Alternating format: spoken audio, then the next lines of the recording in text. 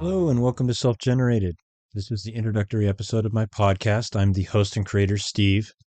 I wanted to thank you for joining me on this episode. This episode is a little preamble where we're going to take a few minutes to explore who I am, what I'm doing, why I'm doing this, what all this is, what is the Self-Generated podcast. And without further ado, I'm just a regular guy. I'm not anybody special. I'm not claiming any special authority, access, secret knowledge. I don't have years of work in a lab. I don't have an alphabet soup behind my name that would somehow give me authority, like PhD, MD, Esquire, or anything like that. I'm just a person, probably not unlike you, that went through most of my life trying to figure things out, and in no small part, fucked most of it up.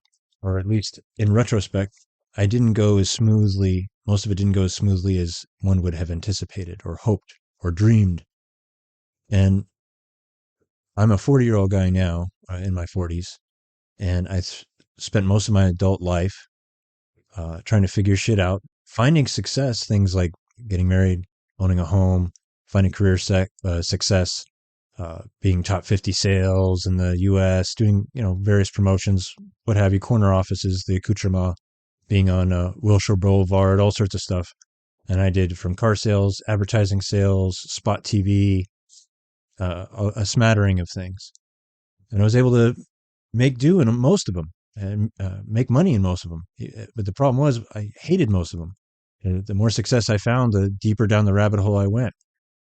I went through the motions of trying to get married and getting a house because that's what you do, right? I was a 30-something-year-old guy. This is what you do. And every single time, all of them came crumbling down in no small part due to me. And I had spent most of my life trying to figure these things out. That's how I started, really. Now, this entire podcast is not going to be a rehashing of my story, but I'm going to take a minute or two to kind of give you a little bit of background on me so you have some understanding. Because what I do claim in authority is that I just live my life. I didn't live in any bubbles or shelters, and I think that's the only authority I can claim and assert. And it started off some 40 years ago in a Los Angeles suburb, a middle-class Los Angeles suburb. But I grew up in a kind of interesting environment. I grew up in a studio apartment with a mini fridge in the corner and a hot plate. On top of that is the kitchen. There was 3 people living in this studio apartment on a Social Security income. And honestly, that apartment was barely suitable for one person. And that's kind of how it started. And you can guess that it went on from there to be a little grindy. There's a lot of alcoholism and mental illness, really, issue after issue. And I could tell my story that I rose above that, but really I just kind of grew from that. That was my starting point. Into my adulthood, I transitioned into taking care of things. I had to support people. I had to take care of not just myself. And I didn't have a whole lot of family and support structure. And I didn't have a whole lot of life lessons outside of me figuring things out on my own. And I spent most of my time, my first jobs that I really love, or my first job I really loved, is I spent years working for Borders Books. And during that time, it was my high time of my self-exploration. I'd grown up, and my mother was, religious. My grandmother, to a certain extent, I mean, they believed in heaven. And I spent a lot of time trying to go over religion and different aspects of it too. And I thought that maybe that would give me the fill the holes that I was feeling as a young man, like these holes in meaning and purpose. And I didn't really know. And I assumed, well, it must be religion. And I got to a point where I couldn't buy into it anymore because it didn't have the historicity, meaning after looking at it again and again, we'll talk about it later. I couldn't match up with historical facts and some of the common logic or common sense logic that I sensed I felt with some of the teachings of various religious beliefs, not just Christianity. I also, a big problem for me was that a lot of people that I met who had were ascribing to be followers of these beliefs, right? And it's not just Christianity; it's Islam, Mormonism, um, a few others, right? That in practice, there's this. My personal favorite is this guy, the Sikh, who didn't imbibe alcohol, so he would snort it, and then another time he also put it in a tampon and put it up his ass, but he wasn't imbibing it. Right? And what I'm talking about is that people will not practice what they preach, and that really burned it for me. I actually became kind of a militant atheist type of guy. I regret that now, but I'll explain why later. And I kept searching. And so if I couldn't find it in religion, I would search in psychology and in self help books and in neuroscience and in philosophy. And especially in more recent years, you have kind of this readily available pop psychology, which it had its versions back then. Everything from how to win friends, influence people, and the Carnegie books, and all these other things, which generally come from a known scam artist, but that's neither here nor there. To aspects of neuroscience that I just couldn't get my grasp into. I couldn't understand physics, and then when I got to the core of that, you find out that things like dark matter and dark energy are actually more placeholders for our ignorance than they are actual theories. And you study, or I studied a bunch of philosophies, and again, when you put them in practice, they start falling apart. They don't survive examination, like the full examination. You find interesting aspects and thoughts of people like Ayn Rand, right? And then you get down to the nitty gritty, and the idea starts to break down, and the person turns out to be weird. And you do this over and over and over again, and the idea breaks down, and the person turns out to be weird. Kant, Descartes, so forth, so on. You go into the physics or biology or neuroscience, and just there isn't a published official theory yet. Now, there are some theories that we are going to explore that I think actually do explain, but there isn't anything that from grade K on through any major school system in the world that would teach you any practical, functional way of understanding what it is to be human, how you work, right? I'm not talking about like parochial or religious schools or a section on morality in one class in college, or maybe if you went to an advanced high school, right? I'm talking about something more in depth than that, like a real understanding, a real exploration, a real grasping of what it is to be us. And I understand now, or I did at the time. I came to a point where I realized, oh shit, we don't have one. And that was a little disconcerting. And that was one of my acceleration of my rabbit hole, my nihilism, and into my darkest days before my dawn. Essentially, most of my adult life was a cycle of hoping. I was always longing to manage my emotions, never actually managing them. I was using maladaptive strategies like alcohol, like a lot of alcohol, like all the time. And I just kept doing this and doing this and doing this, and I was never able to break the cycle. Group therapy, individual therapy, counseling, exercise, routine change, behavior habits, atomic habits, all sorts of different versions off the shelf self-help, never were able to continuously implement. Mindfulness, meditation, all sorts of things that I was never able to fundamentally myself properly implement. And I just kept going through cycles and cycles and cycles until I hit rock bottom. I just couldn't do it anymore. Right? The pivoting point, though, for me wasn't anything magical or one individual moment. It was that while trying again to go through some of these ideas, some of these things to try to figure out myself, and also being in a safe place. Over my adult life, I had rekindled connection with my father's family. There's a story in there too, very Jerry Springerish. Not that my father's family is amazing. That's why I didn't know. Don't worry, they're amazing people. And all sorts of other growth and tragedy things. Like I said, I lost my house and my wife, or my ex-wife at the time. But at the time, it really, probably honestly, I probably shouldn't even have gotten married. That was on me. And I was able to fall in love again, but I was a fucking mess. And I had an opportunity to have a family again, but I was not in the right space. And I was closer than I had ever been before. I was clean, but I wasn't capable. I wasn't aware. And what we're going to explore, the whole point of this podcast, all of that rambling I've gone up to this point, is that Everything I'm going to describe to you over the course of this podcast is the frameworks and understanding that allowed me to change, to fundamentally change. I don't drink. I'm not saying I'm cured. I'm not saying that it's like a light switch being flipped. It took a lot of work, but I don't crave it. I don't think about it. It doesn't jump into my mind. But it wasn't through a lot of the traditional means. It was through understanding what I am, how I work.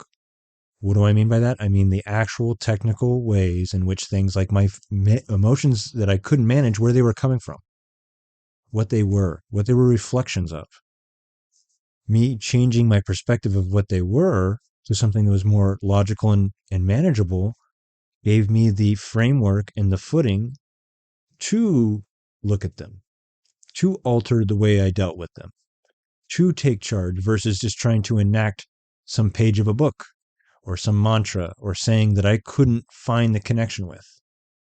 For most of my life, I was battling insomnia, anxiety. My mind was cluttered with negative thoughts. My life was constantly overshadowed by habits and my reliance on alcohol.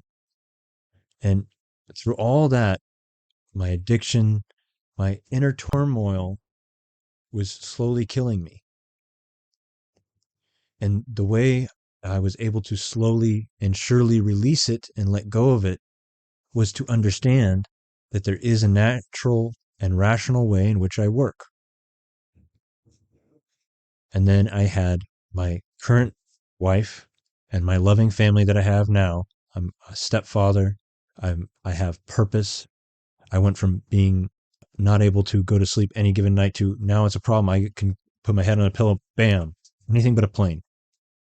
I am able to fall asleep at night. I'm able to manage my thoughts and my feelings. Intrusive things don't jump into my my mind anymore like they constantly used to do. I'm not dreaded by, God, what did I do in fourth grade? I was 13 years old. When I was 25 in that office meeting, those things would constantly generate and populate my experience.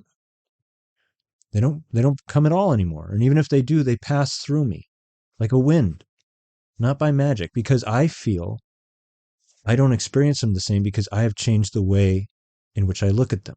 I've changed the context and what they are to me through a handful of scientific frameworks that I believe to be true, that I think are fascinating, amazing, complex. They're often only talked about in academic circles.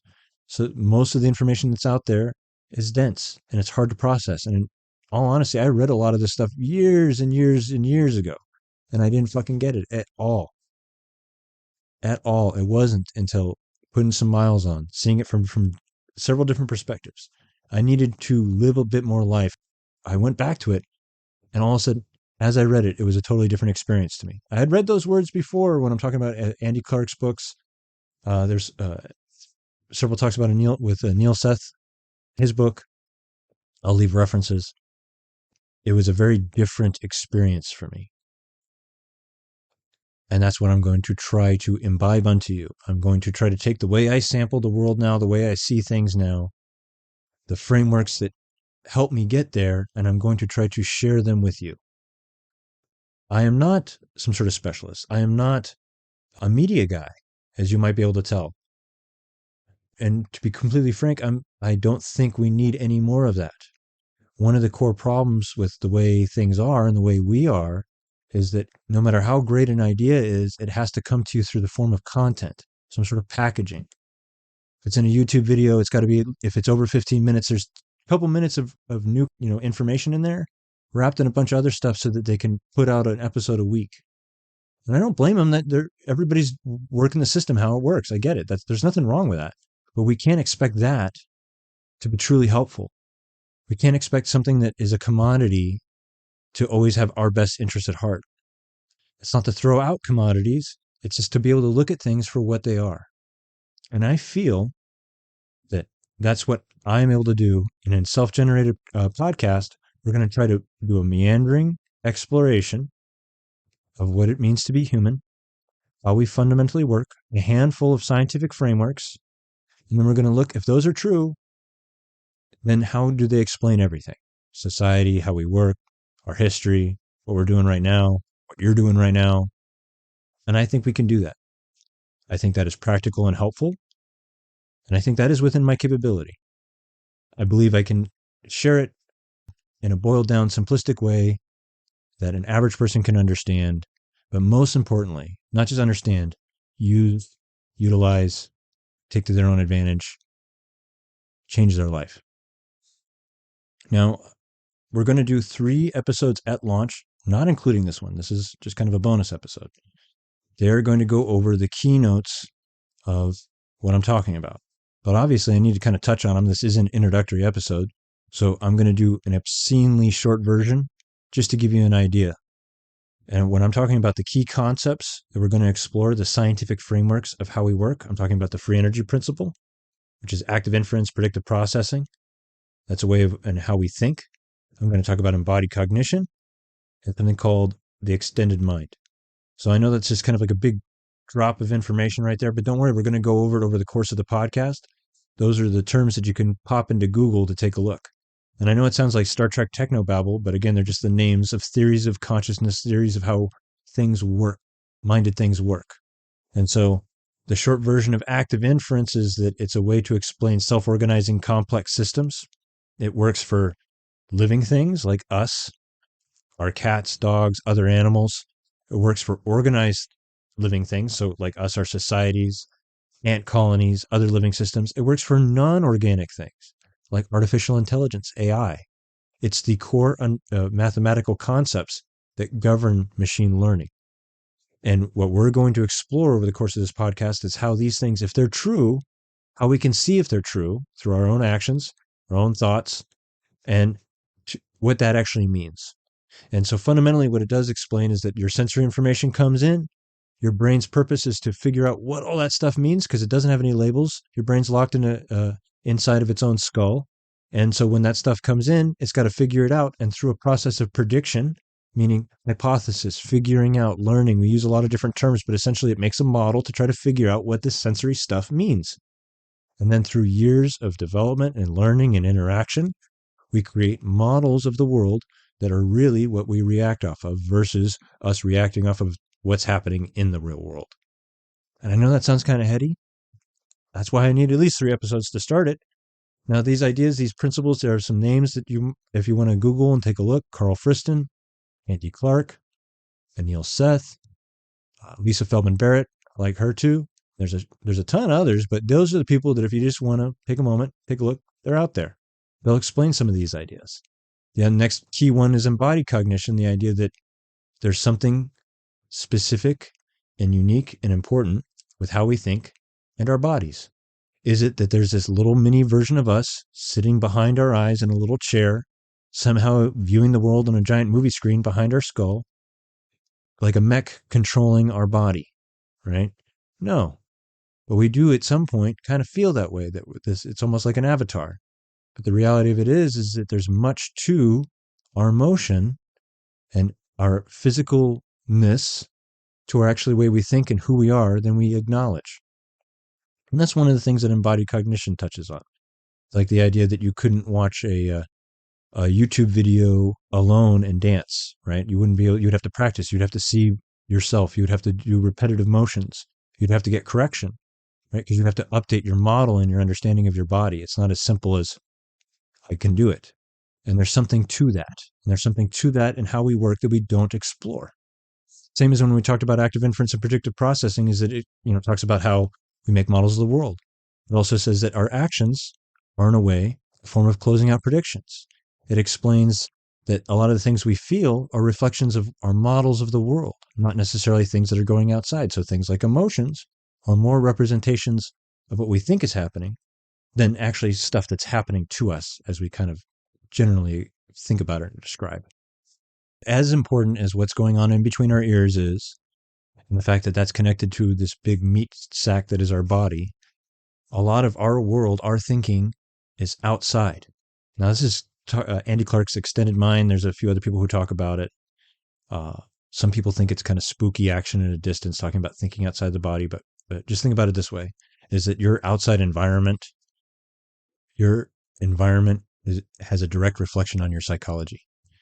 If you're in solitary, if you're in a harsh, awful environment, cold, you will think differently. Your cognition is altered because of your environment.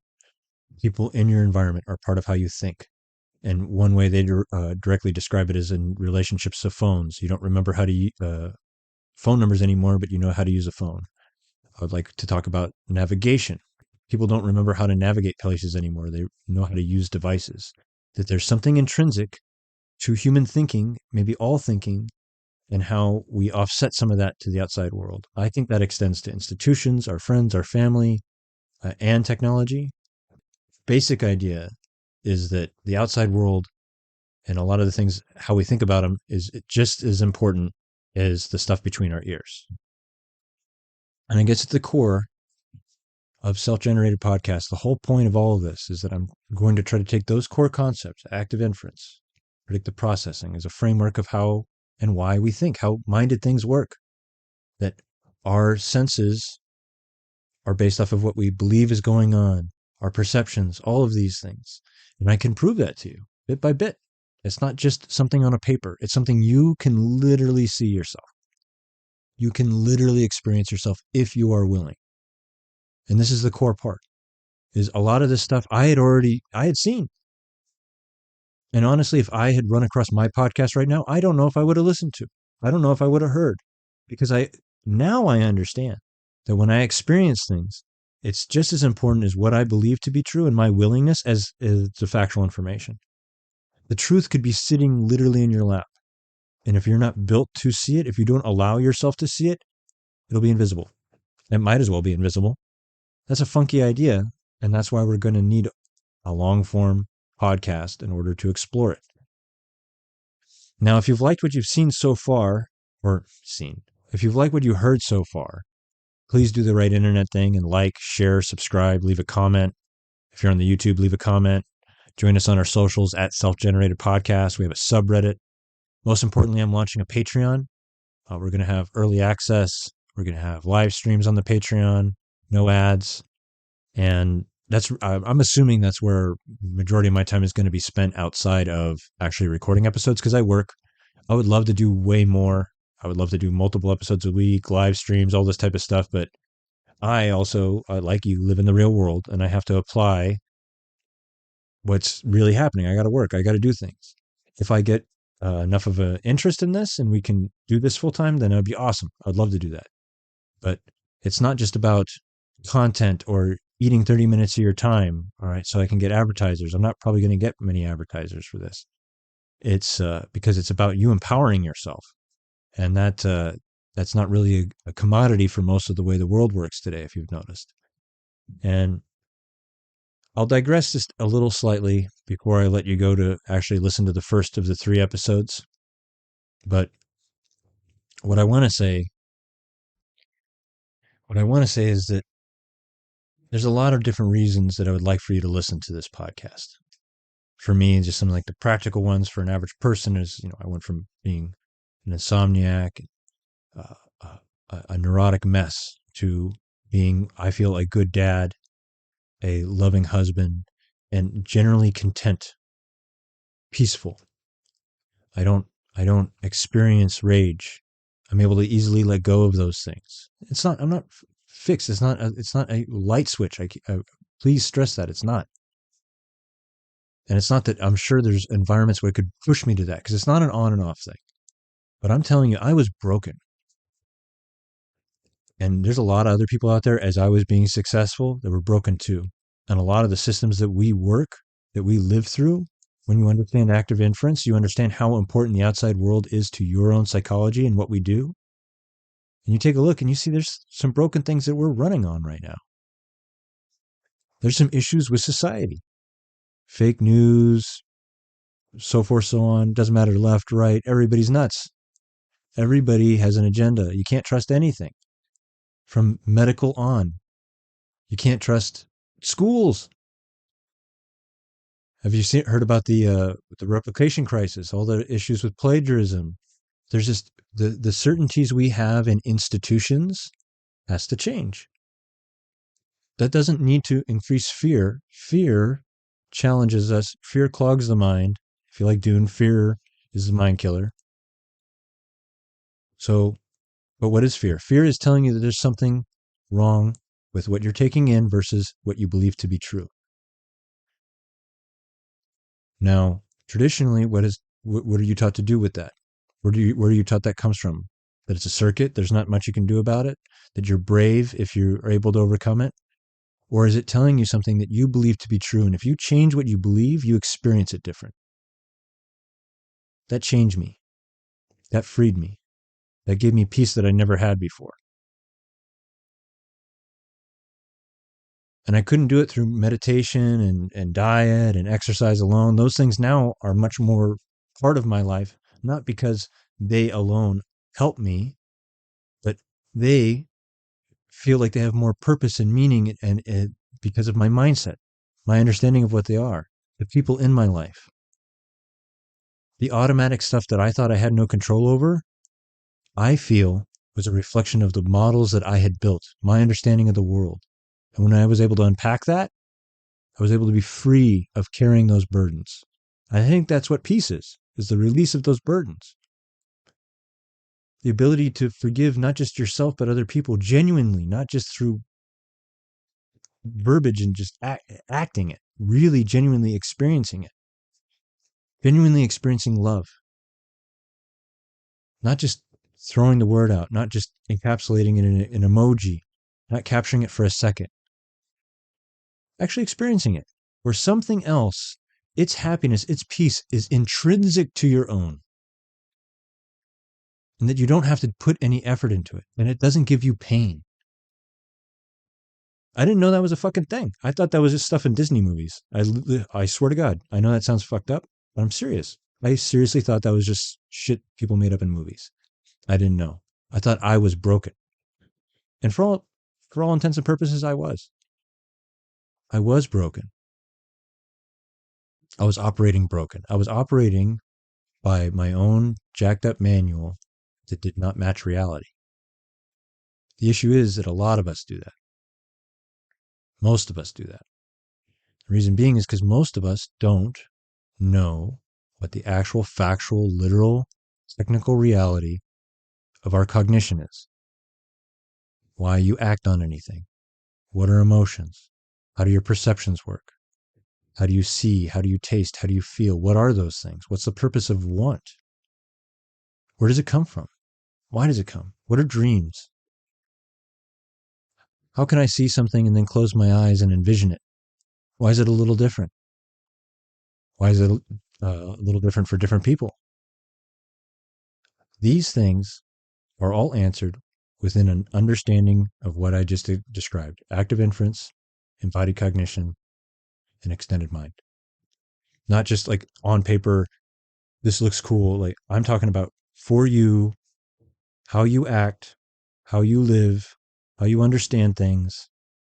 I'm making that claim. And I'm not an expert in it.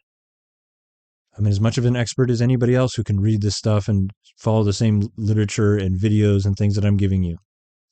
Right? And any good idea can survive challenge. So that's one of the things I've learned about this, is that it doesn't matter how smart I think I am. To truly gauge anything closer to reality, I got to share it out there with you guys. And the purpose of wanting to be with other people and everything, it's not a defect. That's by design, by purpose. It doesn't matter. We are meant to be together. We are social animals. And so a lot of these things that might start sounding like, man, this doesn't make sense. What I'm saying is not making sense is because it doesn't match your model of the world. And a lot of those models of the world are coming from the outside world as is. So, well, what do you mean, dude? What are you talking about? I'm talking about that the world that you know, the world we both live in, the world that kind of seems a little funny, that seems to be getting crazier, that the economy seems to be doing some weird stuff. And you notice I'm not saying which country, pretty much everywhere, that we are cursed to live in interesting times in a way. That these are reflections of interesting times that we need to be aware of and at our most capable. It's not just academic. It's not just fun. It's not just something to do in the office. And that's why this is not just about content. enough fucking content. You don't need another 30 minutes of your life taken away for some ad revenue stream of something vaguely interesting to eat up your time so you don't have to think about the real world. And I don't think we should perpetuate that. I think we should be able to be paused and look at that. And what I'm going to try to do is create context, create a platform and a community in which we explore that context. Who you are, who I am, what makes us, what we can do about it. And if we want to change our world, to be completely frank, everybody's out there trying to change the world. Have you noticed how it never seems to change? Because maybe in order to figure out how to change the world, first we have to change ourselves.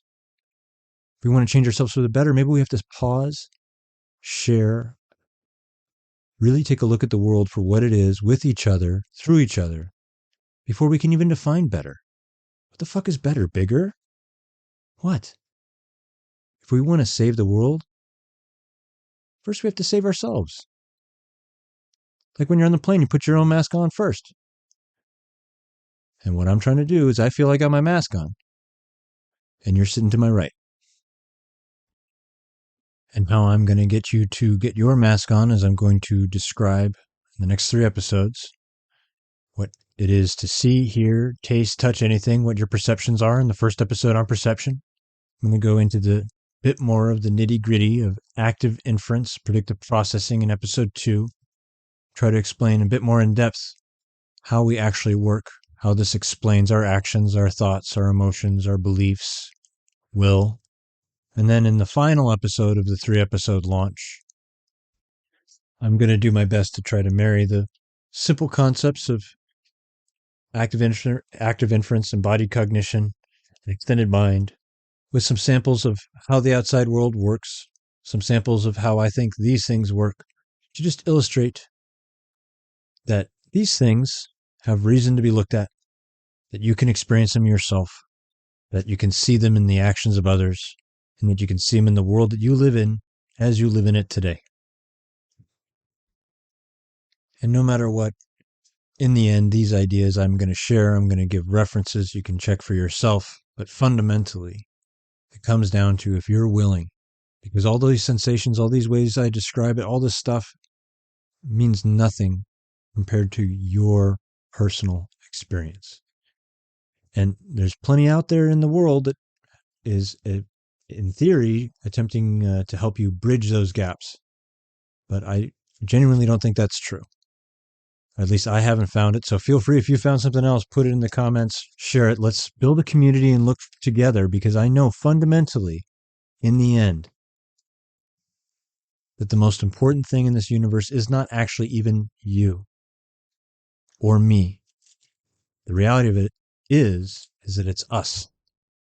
We do not come into existence just for our own interest. We are meant from the get-go to work together. And I think that's core to this whole system and how we work, and a multitude of other things that once you see, you can't unsee, and you go, shit, why didn't I see it before? But they're there. They're laid bare.